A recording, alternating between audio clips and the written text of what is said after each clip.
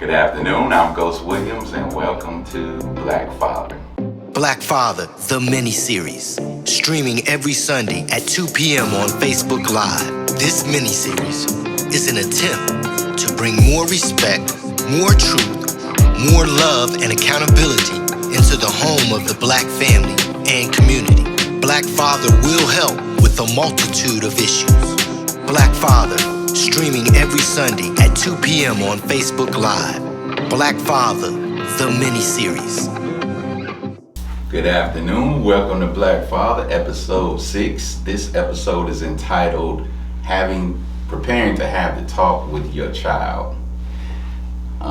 This is something that a lot of us don't always look forward to, but this, what we call the talk, we've broken it down into several different subtopics that are valid to our community. The first one being how to have the conversation about your son or daughter and how they should conduct themselves with any type of authority, law enforcement, security guard at the mall, teacher's aide, another adult who's in charge of chaperoning. And in order to do that, we've got again Counselor Damon, and we got a guest this week, Officer Caldwell from the Juvenile Department. Cogdale. Yeah, that's good. Officer Caldwell. That's okay. I'm gonna get there. That's okay. It's funny because I used to call you Caldwell. Caldwell. Didn't get mad then, don't get mad now. So a lot of us probably have seen movies. It's on a TV series. There's a lot of shows about how we have to interact with our youth. Has to interact a little bit differently with law enforcement than other communities because we are looked upon as presenting a greater threat in this society, which I don't think is true, but it doesn't always matter what we think. It matters what reality is and where we are at the time. Definitely. So I'm going to defer again on this segment because I got two professionals right here who not only used to work together, but Officer Caldwell. Yes, sir. Is currently at the Juvenile Detention Center here in Marion County, and Counselor Damon has a history of coming from there. So what? Hold on, don't say come from it like you used to be in there. No, I mean you said it like I used to be in there. You were in there. I felt like you that. were in there, not in there on the wrong side, in there with a badge. Yeah, definitely. Anyway, Officer Cogdale, what would you say is the first remnant of having the right attitude when you see a youth come into the facility for the first time? What do you use to kind of gauge where he or she is as they interact with you? Conversation. Be willing to listen. Don't expect respect unless you get respect. And number one, if you don't want anybody to come at you any kind of way, remember how you approach people. Like you said, is how you open the conversation. Mm-hmm. Whether you up here or down here, you have to learn to communicate, but you also have to listen. Says you have to listen. And this is the same thing whether you're in the Department of Juvenile Justice, you're at the detention center, or if you're pulled over by an officer. Don't give an officer attitude right away trying to show out for a friend, or because you don't feel like you did anything wrong, he didn't have any reason to pull you over. You need to treat this officer with respect, just like as if you were an officer, or your mother or your little sister was an officer, how you would want someone to speak to her or him. Respect due. Yeah. I think it's important that we have that conversation with our kids, especially in this day and time, because we're in an era where our kids are concerned, and we're even more concerned when they get pulled over. I remember that was a fear of mine when my son started driving, me and my wife. That was a fear of ours, of them getting pulled over. You know, we've had incidents where we've had to deal with law enforcement in some very uncomfortable situations, you know, and it's important that we know how to communicate. You ain't on their level because you're the one driving. Mm-hmm. They're the one pulling you over. But it's not a bad idea to have a smile on your face. Having a smile on your face, I love it already. It's not a bad idea when the officer comes up to your window, especially if you know you've been speeding, or you know you ran that stop sign, or what have you. When they pull you over, Sir, do you know, sir, ma'am, do you know why I pulled you over? Officer, listen, I already know. I know I was speeding. I know I ran that light.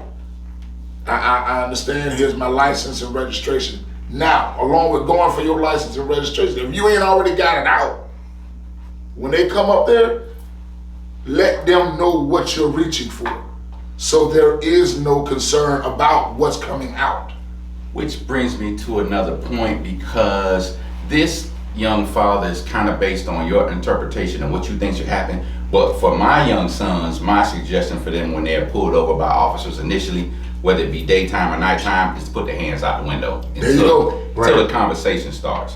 Once the conversation starts and the officer asks for something, you greet him with respect, with the smile maybe on your face, then you can pull your hands back in and, as Councilor Davis said, go for your license or your registration. But for my history coming from the inner cities on the East Coast, east side of Detroit, them hands got to be out the window. Because a lot of city officers will come with their weapon already drawn. We talking about LA or the Chi or Houston or Miami or a lot of these places, even Atlanta. So having your hands out the window, and this can be for the passenger. 2 people are riding, 3 people, 1 in the back, everybody hands out the window. This takes all, on the body cam, this takes all relevance right to what's happening on that camera. He can't be reaching for nothing because he got his hands out the window. So that's just my interpretation of it. And then everything else kind of comes down from there. Now some fathers say put your hands on the steering wheel, some on the dash. When they're out the window, there's no doubt about what's going on. You don't have a third hand. So Officer Cogdell, what else you think is, what other things you think are relevant besides the attitude at a traffic stop? The most important thing is being willing to listen. Being willing to listen. Sometimes it may be a mistaken identity. Mm-hmm. You know, I've been pulled over going home until they see me in the uniform, and then it's something different. Right. But the whole idea, I don't jump out with an attitude, because number one, you have to be willing to find out what's going on. Right. Yeah. Most importantly, for everything that we have going on in the world today with the violence, just be safe. Yes. Remember that. Number one, same thing with the officer. He wants to be safe just like you He are. wants to get home to his family. So number one, if there's nothing major going on, just be upfront. If you ran the stop sign or whatever you did, if the tail lights out, okay, I'm sorry about that, we'll get that fixed. Right. Yeah. So be willing to explain that and communicate. Now, there's something on this subject I want to touch on with you 2 gentlemen here. We have some different ideologies on police, on officers, on law enforcement. We are all, if you're not aware of how it started and where these agencies came from when they were first started, know your true history, look it up and understand that. That was then. This is now. These officers are not the same officers that represented the slave chase back in the day. I understand everything has a history and that's where it came from, but you can't treat these officers like that, because a lot of these officers, I'd say maybe 40 to 50% of them, are not even aware of the DNA or history of the police force. So don't hold that against them when you have gentlemen that have families just like you, young ladies that have families just like you. And a lot of times people don't realize a man or a woman has become an officer to try to help the problem, not to make it worse. And those of us who understand dynamics know that you change something from the inside out. You don't complain from the outside, oh, why you killed him, why you shot him. No, get involved with it, get into it, and make a change from the inside. And a lot of times that's what officers do. So when you have a bad attitude or you think there's some racist situation going on, and I'm not saying it's not, but I'm saying if you give the officer every opportunity to do right, I'm telling you 85% of the time that officer's going to do right. Now we got some situations in Texas and Ohio and New York, I get that. But you put yourself in the safest position if you have a good attitude, you listen, you have a smile on your face, hands out the window, and these are the things we need to teach to our youth so some situations can be avoided. And I'm not talking about fairness, I'm talking about reality. We're in reality, so this is something that needs to be brought forward. You know, another part of that is, and I know I know I'm gonna get hit bad with this one. Recognize who's riding with you. Recognize who's riding with you. Your passenger or your co-pilot or however you want to call it Listen, if you're riding with people that's got bad tempers, bad attitudes, and don't know how to, can I be honest? Yeah. Yeah. Right. Don't know how to shut a mouth. Right. You need to not ride with them. I'm sorry, that's just real. If you get pulled over and the first word come out their mouth is, man, what they pulling us over for? Hey man, get out the car. You need to calm them down right away. Because, listen, what we ain't gonna do is go to jail today. Right. Because I need you to be quiet. Whatever these folks need, let's give them what they need so we can go home. We ain't got nothing on us, we ain't doing nothing wrong, we need to go home. Correct. Don't come out the mouth with an attitude. Nowadays, they asking for the driver's license and the passenger's driver's license. That's just real. That's what they're doing. They're asking for that now. So what you need to do is make sure your person that's riding with you has a calm demeanor as well. That they're not all jittery and shaky and moving around. Hey sir, I need you to calm down. Don't open up the door to get treated a certain way. Exactly. Yes, we understand there's some bad apples out there. We respect that. But the same thing about those bad apples out there is the same way about it is with us in there. There's good apples as well. Right. And everybody ain't meaning you no harm. We want to get home safe. And this is the same for situations at the mall, as I said, at the movies. Any position of authority, security guards, don't disrespect them maybe because they're not a law enforcement officer by the state or the city. Oh, or the you ain't nothing county. but a flashlight cop. Oh my goodness. Yeah, don't top flight the gentleman out there. You have to give them some respect no matter what the situation is. And a lot of times you can de-escalate it, and then it becomes just a interaction that was of no real consequence. Yeah. And that's the best part about it. You can walk away in peace. Right. I remember the first time I pulled up at the Big Apple in my uniform. I used to go to the Big Apple all the time. I still go to the Big Apple all the time. I got out my car in my uniform and it was Everybody, hey, it was gone. And I'm like, well, what the world? And it wasn't even a forethought because I always go up there. And then I realized, oh, you got your badge on. And it was a whole nother ball game. And these are the people that I know. And when they realize, oh, that's B. Man, don't be coming up here with that on. It's all in good fun. It's all in good laughter. But it really changed my perspective on how we view people in authority or people that you see or think are in authority. So, Officer Cogdale, what do you see changing in the last decade? I know you've been at the facility 20 years. These last 10 years, what do you see different in the young men and young women who are coming into the juvenile detention center? You guys did something a while back called reality.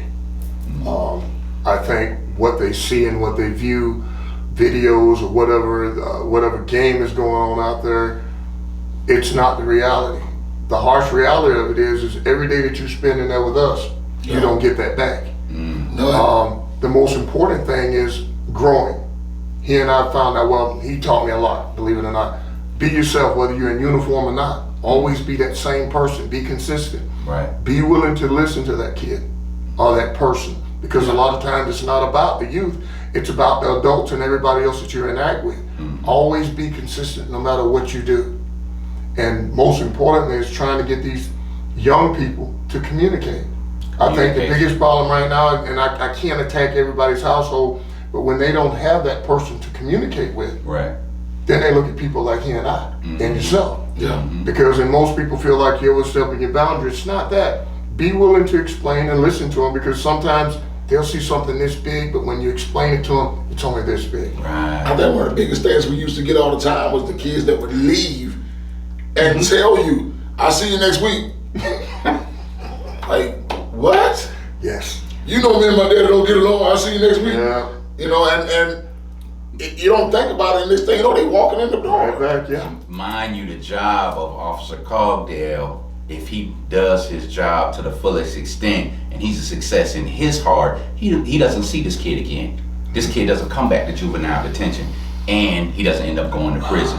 They are at a point, well, Counselor Damon was and Officer Cogdale is, they're at a point where they can still catch some of these youth, some of these kids. And you guys at home are the front line young fathers, so you have to keep that in mind.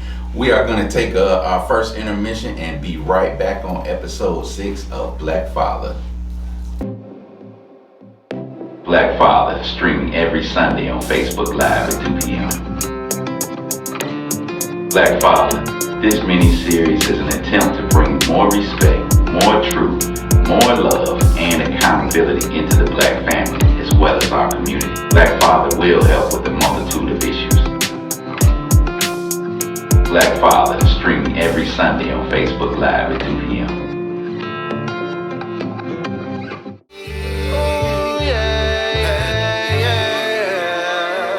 You can reach more people in the street who want to change than you can in the bourgeoisie society, the bourgeoisie church, and the bourgeoisie circles.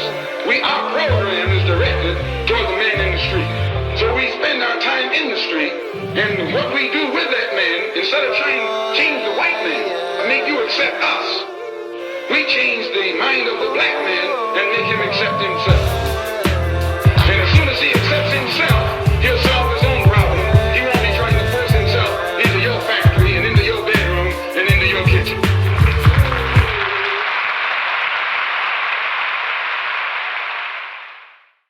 Welcome back to Black Father, episode 6.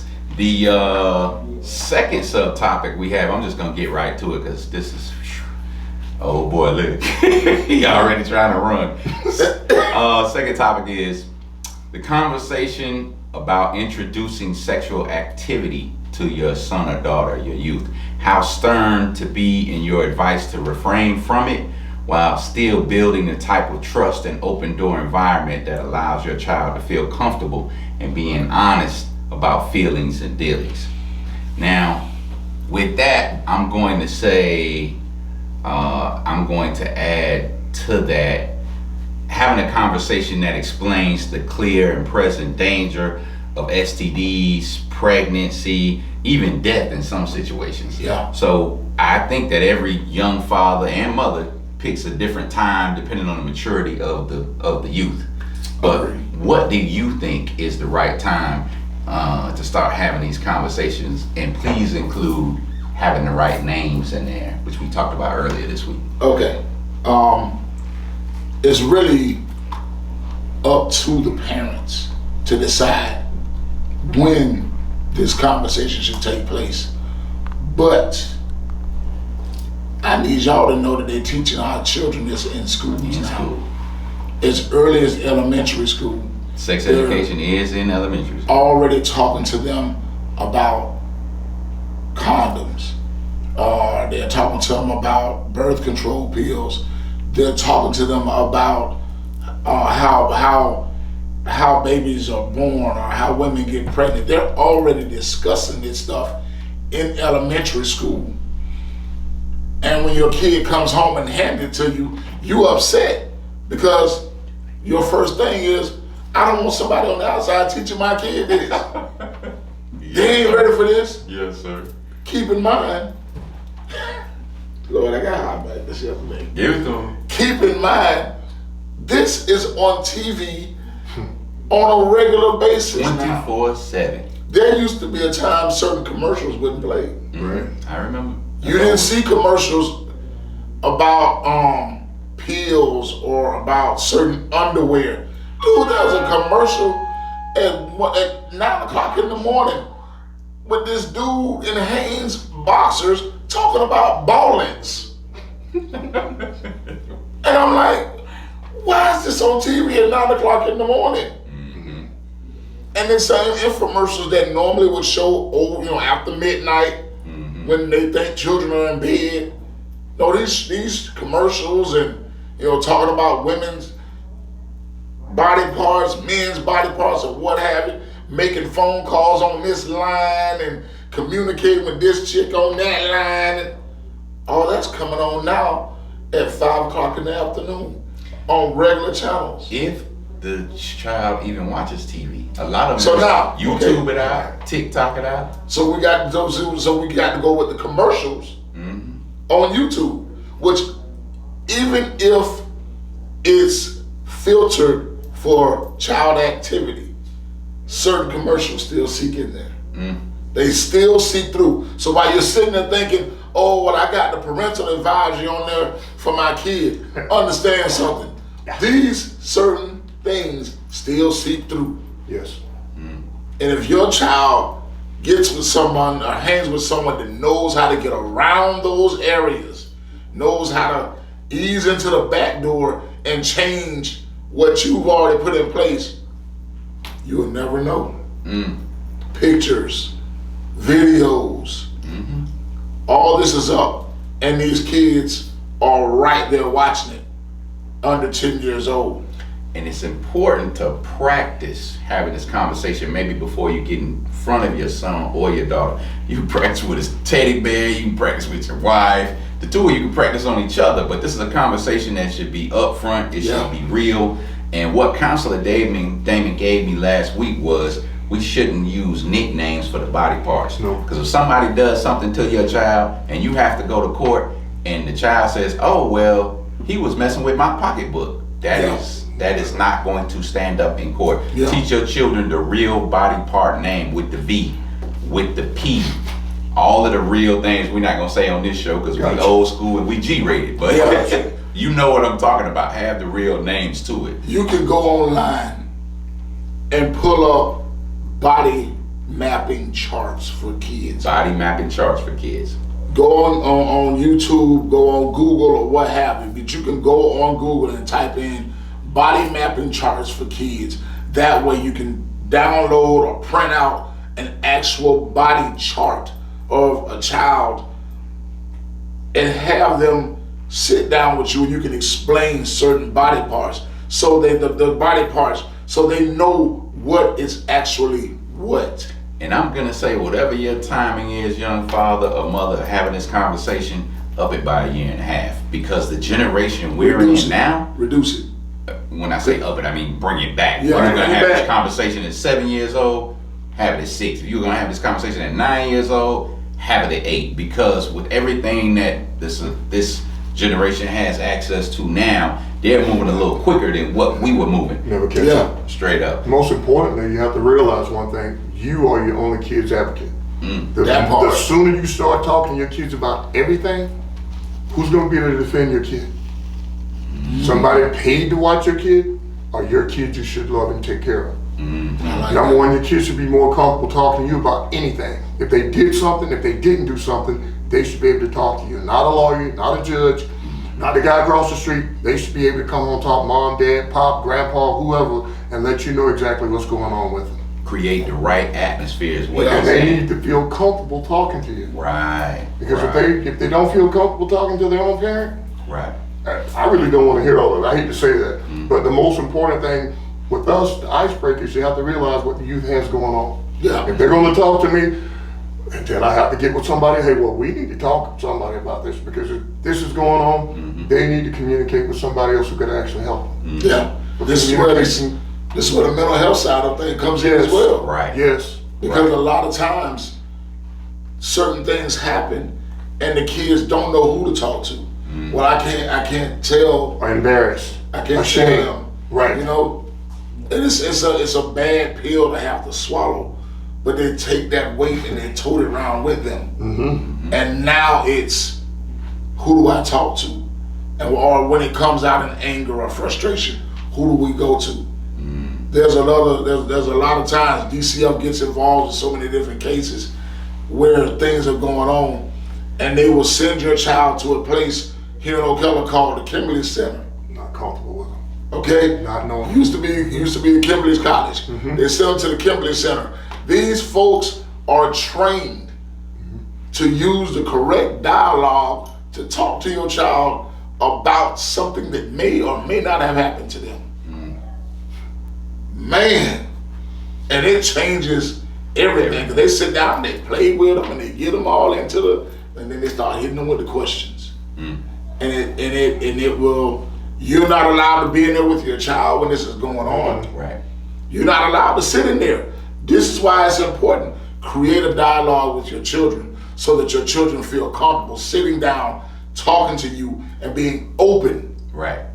Being willing to say, you know what? I know without a shadow of a doubt, I can talk to my mom about anything. Right. I can talk to my dad about anything. Yes. And if it's not your mom and dad, I can talk to my uncle. I can talk to my aunt, Right. my papa, my grandma, Right. anybody. But then when the conversation happens outside, parent on the inside, mom and dad, let's listen. Right. There Must it be is. able to listen to your child. Listening goes Yeah. both ways. They need to be able to listen to you. You need to be able to listen to them at the same time. And as much as possible, not with render judgment right away. Listen to what's really going on so you can give the right feedback. And it's okay for you to tell your child sometimes, you know what? Hold on. Let me think about this a little while. Yeah. Let me talk to your mom. Let Give me me a and your mom minute. talk. And we're going to come back and tell you what's the best route. There's so much pressure, young father, on you to have that answer right away. Don't be pressured. No. You got to take your time and research a little bit. And this is the reason that this segment ties right into last week, like he said, about the mental health issues. Because there's some things that you might learn along with your parenting skills that will improve. You Yeah. should always be improving all the time. And if you are blessed to have a wife or your baby mama's there with you, there should always be one parent where that daughter or that son feels comfortable sharing everything. In my household, my daughter is comfortable sharing everything with my wife, and I have no problem with that. Whereas my small son, he runs to me with everything. And you have to have that dynamic, It's that gotta be. atmosphere, like you It's two were gotta be. saying, intact. It has to be nurtured. And this is doing fun things, having fun, laughing about stuff, watching shows together. You might even watch some YouTube together. Find out what your child is into and get into it Yeah. with them. So they're not fearful of having you see their content. We have to realize one more thing. And even if it's something your child brings to you and you don't agree with, please don't overreact. Don't overreact. Because the minute you overreact Yes. and you Push push them that away. child away, the child goes to somebody else to confide in, and then you feel like, well, why don't you come talk to me? Because number one, every time I say something to you, you fall off the handle. I You had don't the want to same listen. problem. Right. You have to learn to listen, Listen. because number one, you're gonna shake your head. You know, we're all human. But the most important thing, go back in time. When you were a child, you didn't do nothing wrong. That boy. Did you have to go in and Yeah. explain your actions to somebody? Did you sit there and look like, oh God, I'm finna get beat up? Yeah. But the most important thing, you knew you could go tell somebody, although you're finna get beat up, you're gonna have to let them know, Yeah, because let number them one, know. at the end of the day, that person has your back. Right. Yeah. And it's important. Like, I know that world because I watched that happen with me and my oldest son, where he ended up drifting towards a teacher that was very good for him. And at the time, I was Officer Damon. And I was riding the high horse. I just knew I was the man, and there wasn't nobody holding me back and stopping me. I was just wide open. But I wasn't spending time to listen to my sons the way I needed to listen to my sons. And I watched my son drift towards a teacher. And when I got a chance to go and meet this man, 'cause I said, okay, I need to meet this dude, because this dude, my son talking too much about him. This man told me how much my son talks about me. He said, yeah, man, he loves you. But you should know how to reach you.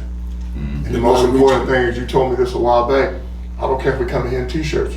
That polyester suit don't make me. Right. Trying I'm to tell gonna you. be fair and consistent every day. That was my changing. That's what made me change. I am the same person with the uniform or without. And I had to learn how to be that person so that my kids came and talked to me, communicated with me, and felt comfortable communicating with me. So there were, I know you remember me and Claire. Came in there, we had taken the white t-shirt Oh gosh, and drew the badge on the t-shirt. no pictures. I think we got pictures somewhere. No, we don't. But we drew pictures, No, we we got drew rid the of that. badge on the t-shirt. Yes. And we walked, Miss Foster allowed us to go around all day, walking around in the t-shirt, and that was the whole thought process behind it. We were having fun, but the process was, I'm the same person without that badge on my chest. Right. Keeping the same demeanor, whether you are at work, at home, having that calm level-headedness is important for us as leaders. We run into a lot of parents look at us and like, well, do you treat my kid any different from anybody else? No, ma'am. I treat everybody in the same way, fair and consistent. Yes. That's it. You know, I'm Fair. gonna give them the same thing I'm gonna give everybody else. That's it. Because to me, it's not a racial thing. It's a behavior thing, because the sooner they learn that behavior, oh, I'm gonna get treated because I'm this way, I'm that way. I'm gonna treat you this way because this is what we expect of you. Right. And it's the same thing when you go before anybody else, to judge, law enforcement. Be able to communicate.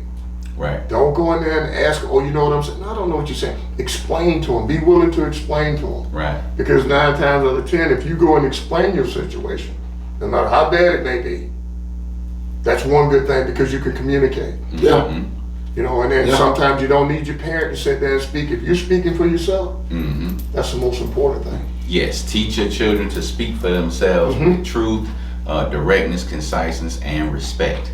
And another thing I want to drop in this segment is, a lot of times we'll have children that'll take something from one of our partners or our brothers, and they don't want to hear from us. So we're saying the exact same thing. Know that that's okay, as long as you have the rapport and you're on the same page.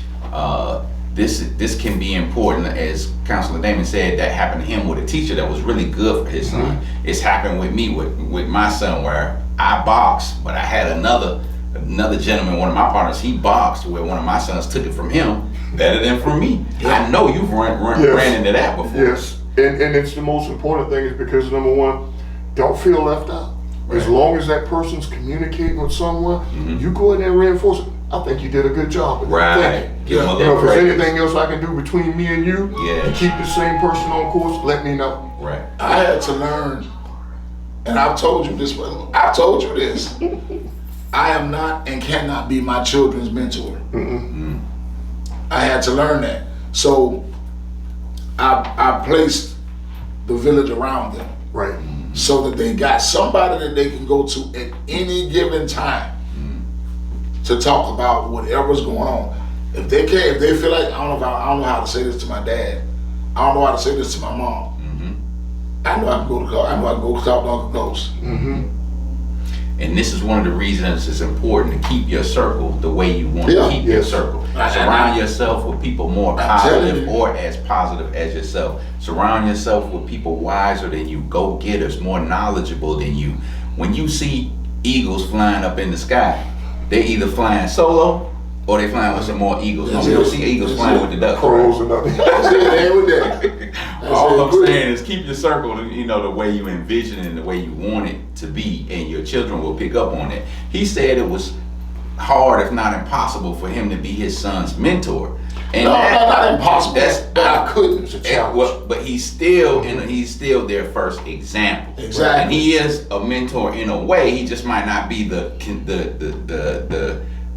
one that's relevant right at this moment that they want to hear it from. But he is the first example. He makes sure his circle is strong enough where there's no weak links in it. We are our children's first teacher. He looks at it that way, but you also have to look at it. Your kids don't want to let you down. Yeah, Maybe we talked about that before. That's why they can't come to you, because, maybe sidebar. But no, I don't want dad looking at me any kind of way funny like that. But you also have to let your kids know, show me your friends and I'll tell you who you are. There it is.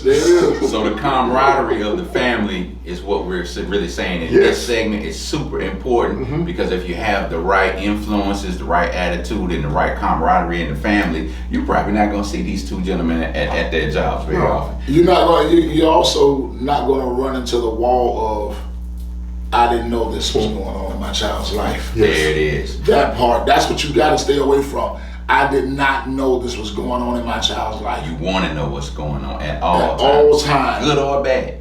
I mean, and when it's all said and done, when it comes down to the question of when should I introduce this, I need you to understand it's everywhere.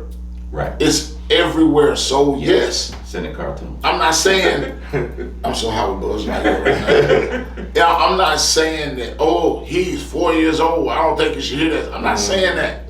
All I'm saying is you ain't got to drop a worldwide bomb in his world or her world, but you at least want to start getting to the words that can lead to the right type of dialogue to help them to start understanding their body part. What can happen, what cannot happen, what should happen, what shouldn't be happening, what you should do, where you shouldn't go.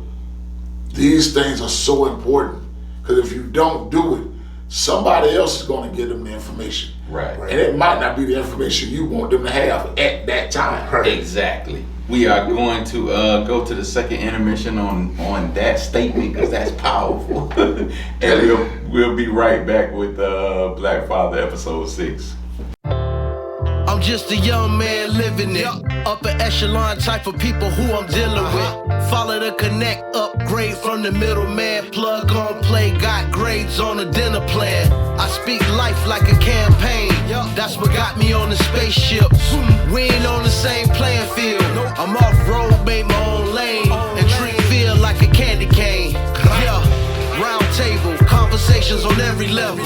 Choke hold to the game, yeah, you're looking at it. I paint these bars like a closed caption. Short as soap like a wet napkin. I'm drafted. You and me, they never tell me what I had to be. The only thing that I have to be is already inside of me. That's the difference between you and me. Black Father streaming every Sunday on Facebook Live at 2 p.m. Black Father, this mini-series is an attempt to bring more respect, more truth, more love, and accountability into the Black family as well as our community. Black Father will help with a multitude of issues. Black Father streaming every Sunday on Facebook Live at 2 p.m. Welcome back to Black Father, episode 6, preparing to have the talk with your child. We are going to have suggested reading during each episode of Black Father. So during the commercials, as you see them come in, these are books that I or one of my cohorts have reviewed, and we feel like for the history of your seed and yourself, it's important to be known. So coming back on the topic for subtopic 3 in episode 6, the third conversation to have is the substance subject. Weed, alcohol, ecstasy, Molly, beans, Skittles, edibles, weed gummies, vaping, THC, spike punch, even cigarettes. Everything there is out there, we need you to know, young father, that it's important that you approach your child with it first and let them know what may be coming. Again, this is something that you decide when you want to have this conversation, depending on how mature the young lady or the young man is, but you definitely want to have this conversation. Officer Caldwell, what do you think is the right lead in when you're going to speak to your child about these things and what they can do? Well, I think one of the most important things is you have to remember what you do, your child does. Wow, say that again. Say it again. Most importantly is because number one, whatever my mom or my dad does, it's okay. And if we're at the point where we're sitting there and we're partying, we're hanging out together, how can you correct your kid when you're allowing it to go on? Now the most important part and the worst part about it is when your kid addiction or craving gets out of control. You know, and then it becomes a major problem because you have to realize one thing, the most important thing, it's your child. If you know you have an issue, 9 times out of 10, because you see me drinking, smoking, whatever, don't mean I want you to do that. But that also means whatever you do in front of the kid, it's okay. Now let me ask you this. I started smoking weed, I believe I was 14. My middle son started smoking at 13 and knew that I used to smoke when I was young. Right. How do I combat that? Because his comeback to me was, Dad, well, you were smoking at 14, so you ain't come out bad. How can I combat that? One of the most important things, and I heard this from my kids, you know, when your parents get on you, but you don't understand. And I couldn't get mad at my child because I realized, you know what? Same line I used 100 years ago. The most important thing is you say, because I know you're doing it, I did it at a bad time, it wasn't good for me, I'm trying to save you some heartache. I'm trying to save you a little turmoil later on down the road. Save some heartache. If it's something you want to do in life down the road, you get that job, you got to go take that drug test, don't look at Dad. We had this conversation. Right. Yeah. Same thing with if that's all we want to do now is hang out and smoke, drink, whatever you want to do, remember, for every action, There's a reaction. there's a reaction. And consequences. Consequences and repercussions. There it is. The way That's my word. That was my word right The way I handled it, because I didn't have Officer Caldwell at the time, was when my middle son asked me, I said, well, yeah, I started smoking at 14, but I smoke in moderation. I might smoke every couple weeks. We think we going out around the block to a little party. You are smoking every day. Like, this is a whole totally different thing. You haven't thought about that. Or vaping or drinking. And we talking about weed. Those are not familiar with what I'm saying. But that helped a little bit. But what you're saying, I think, would have hit home a little bit more. But you have to realize, as your child grows older, and he has a child. Right. He's going through the same race you are. There's more hurdles in the race now. Right. And the most important thing, you remember, and all you can do, you can't scold him. You remember we had this conversation. Yeah. But Dad, what do you think I should do? You remember what you told me? It's a revolving door. And the most important thing is you want to be there, just like we talked about the conversation. Have that conversation. You confront it. Right. The minute you don't confront, like smoking cigarettes. Kids been smoking there since they're 13, 14 years old. The parents don't get involved. The kid is going to continue to keep doing it. Right. I'm skipping for one of the worst things you can do is enable it. I would say enable it. Yeah. When you sit there and you see the behavior going on and you know it's coming, and then it's, well, at least I know they're doing it in front of me. I'd much rather them do it in front of me than for me to not know what they're doing. I'd much rather me drinking in front of me than that way I know, at least I know what they're drinking. I'd much rather them be smoking in front of me, at least I know what they're smoking. No. Because this is telling the kid it's okay. And if they're doing it in front of you, you can best believe they're doing it away from you. And I made that mistake in depth. I didn't allow my middle son to smoke in my house or in my presence, but I did allow him to still do it off campus, if you will, and that was a mistake. And see, with me, it's different with me because I never smoked. Right. I've never done drugs, and which is weird because a lot of people don't hear stuff like that. This runs across the board. Watch this. Do your kids cuss around you?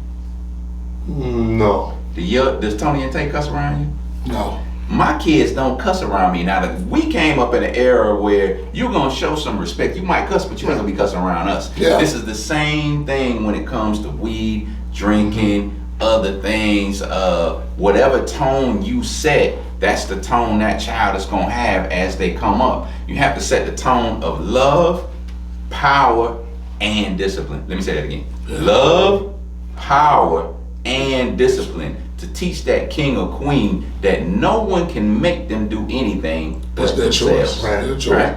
And then you sit there and you think, you know what, remember we used to get hit with this all the time. Do as I say, not as I do. Do as I say, not as I do. Man, I can't stand that. Because there's some raggedy things that I've seen people do. But you have to realize, that was a different monster back then. Yes, it is. The opportunities that The village was different. Our kids have today versus what they had to go through to make sure we stayed out of trouble. That part is all. And right now, all they do is pick up a phone, they can get whatever they want. Yeah. See, and this comes up to the point that I believe, y'all help me with these numbers, 75 to 80% of the kids are visual. Yes. And maybe 30% to 20% are audio. So it doesn't really matter always what you say, but what you do. That Right. example What they see. that Yeah. we set. Because if I'm steady telling you, don't do this, but I'm doing it every day. Here we go. Everything changes. Flipping the coin. Everything changes. So young And it's father, a bad be the idea. change that you want to see in your children, be the change you want to see in yourself, be the change you want to see in your community. And if you get time and you haven't done so, when you volunteer, take your son. When you volunteer, take your Yes. daughter. I had, we've done the toy giveaways. Yeah. This is not to brag, but just to kind of put it out there. We've done it for, I don't know, 20 or 25 years. Every Christmas Eve, we just give a gang of toys away. Now, some of the people that are with me donate the toys all year. Depending on what we get in, we go out to the dollar store, Walmart, Sam's, we buy a bunch of them, and we just give them away. So the only rule we have at the toy giveaway was bring your child. Bring your child. So I had a grown young lady come to me and say, well, Ghost, I got 5 kids, but they not here with me. What's the problem with me taking the 5 toys? You think I want these toys, Ghost? You think I want to play with these toys? And I felt so bad, but she had put me on the spot. I remember this situation. No, ma'am. We don't think you want the toys.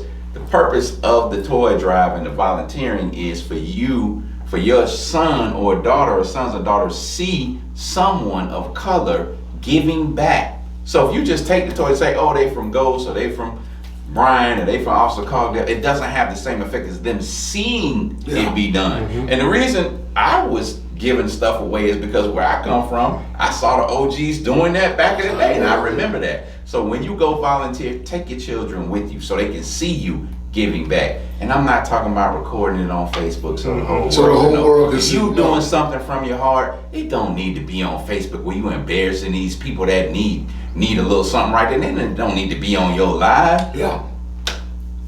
What's the scripture say about rewarding you openly? Yeah, being a cheerful do what you do in secret so that the Father can reward you openly. It's somewhere in there if I'm getting it right. And also, this is also the thought process, speaking biblically, of being a cheerful giver. Cheerful giver.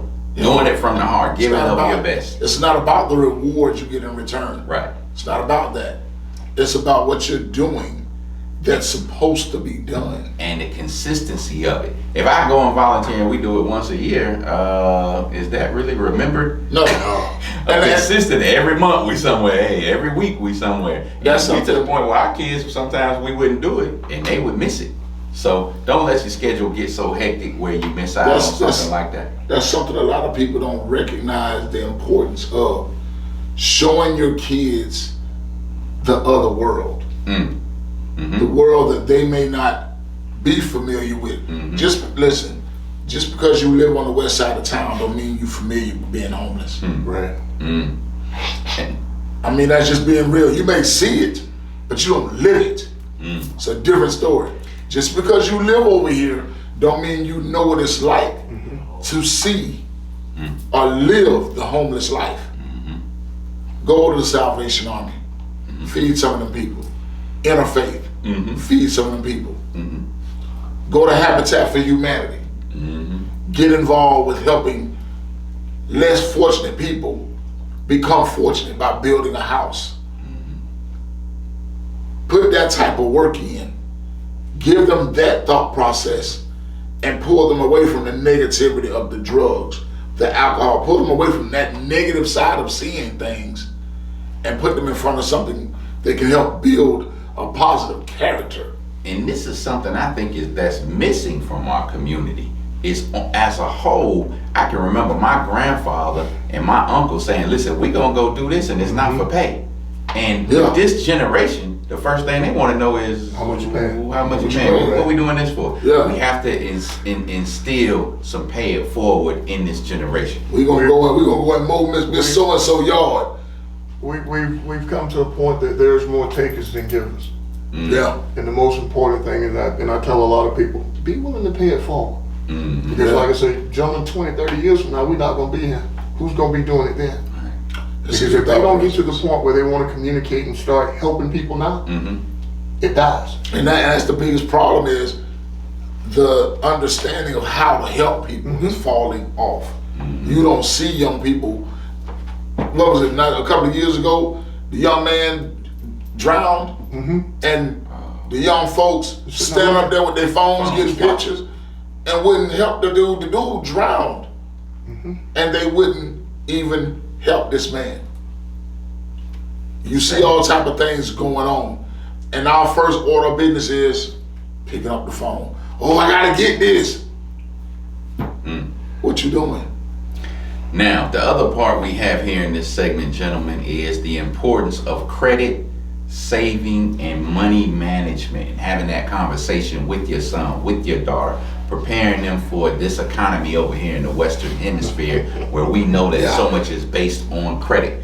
And even with the three of us and everybody out there in the audience, your credit, you've had times where it's gone up, sometimes it's gone down. Explaining the pitfalls to your child of how important it is to save, about not just spending everything that they touch right away. We also have to let them know, if you are working, I don't care what job you have, may not be the most glamorous job in the world, stick with that job until something else comes along. The longer you jump, Chinese check, a job here, a job there, 5 years from now, when you decide you want to settle down, people are going to hire you for this job and look at your resume and it looks like my life biography. Nobody's going to waste their time with you. What is it? God, that's in my life biography. You've had all these jobs, and the most important thing is you have to settle down because number one, with kids, they see mom, dad, job, nobody maintains same anything. thing. What are we doing? We talk about paying it forward, pave the road for them. Right. Ooh. You know, dad digs a ditch for a living, but I've been doing it for 10 years. I'm keeping the roof on your head, I'm feeding you. It's hard work, but eventually you have to let them know work ethic is the most important thing. Work ethic. When you get a job, enjoy going to work. You may not be, and many a day we didn't appreciate being there, but we went to work every day because you look for the positive aspect in it. Positive aspect. It's building character. And the most important thing is just like you said, you're thinking about your future because they got them new shoes out there. Right. Can you afford them? That Or boy. you just want to look good for a week? The other thing he does when you teach your child a little bit about money management, and he or she has to go buy their own $200 pair of Jordans. They look at you. They handle them a little bit different than the ones you just Yes. got for them because they pay for them with their own money. You gonna see them Little kicking them stuff off on right. it. Oh, they gonna take them big strain by strain. Yes. They're gonna put. Oh, I know. No, these got to go back in the box. Yes. Oh, you ain't Watch got it with him. No, not today. You see that? You see that cloud? They about to rain. I like the fact that one of the important things that I really took from this was the thought process of credit. Understanding, because I wasn't taught certain things. What was that? I wasn't taught how important credit is. Right. You know, so I jacked my credit up off before I was even 19 years old.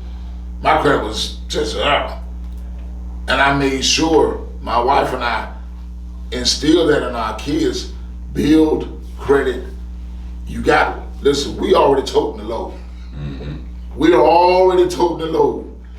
What you need to do is get you some line of credit somewhere.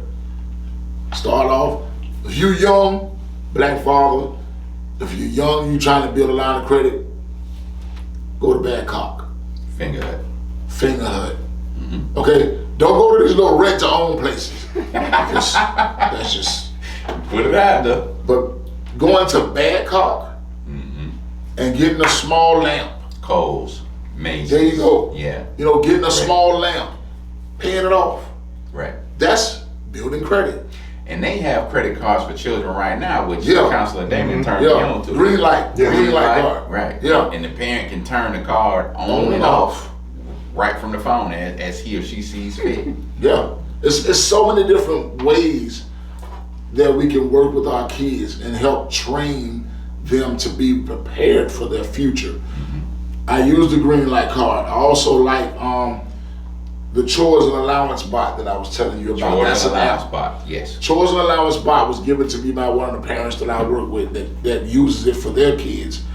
And it's a way to line up chores, whether it's homework, exercise, dishes, whatever the chore is, that kid has their chore lined up for the day. Right. And there's a chart that lets it be known what's been done and what hasn't been done. Right. And if you're giving them allowance, if you're rewarding them with, okay, once this is done, you got 2 weeks to keep your room clean every day. If you do that every day, we're gonna have we're gonna go to, an ice cream parlor. We're gonna do a movie night or something. It's got a chart that says, hey, doing great. You're doing it today, or you missed it today, get back on track. Chores and allowance bot.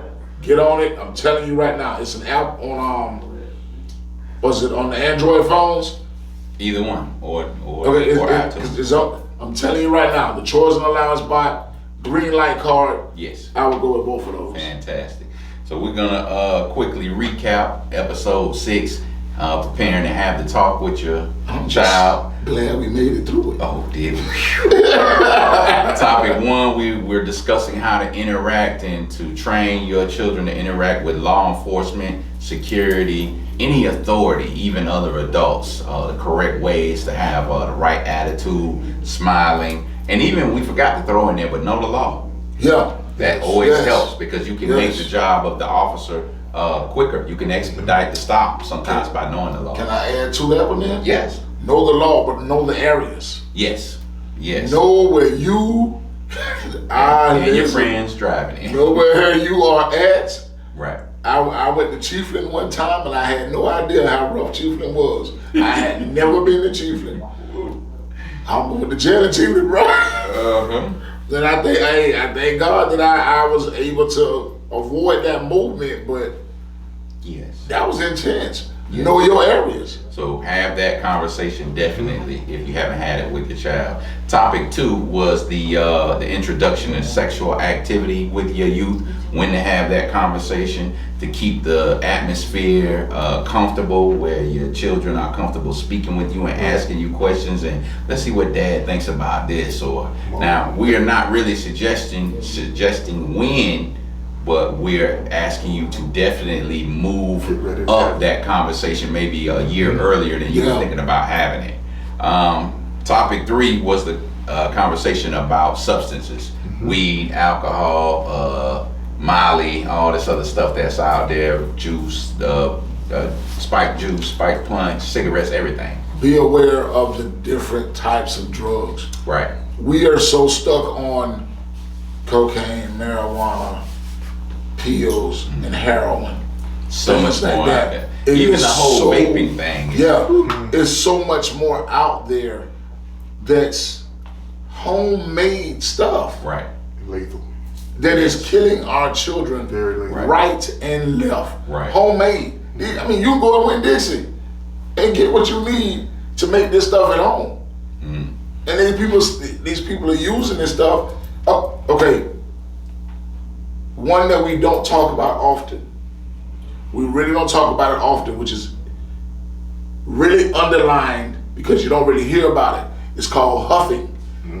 If you Aerosol cans. When your aerosol cans are empty, get rid of them. Throw them out. Get rid of them. Because that is a form of a drug. Huffing will get you just as high as any other drug will. And it also destroys brain cells. Right. So it kills you. Yep. And it can, all of these things can lead into mental health sickness. Yes. So the last thing in that topic was the importance of credit, saving, and money management.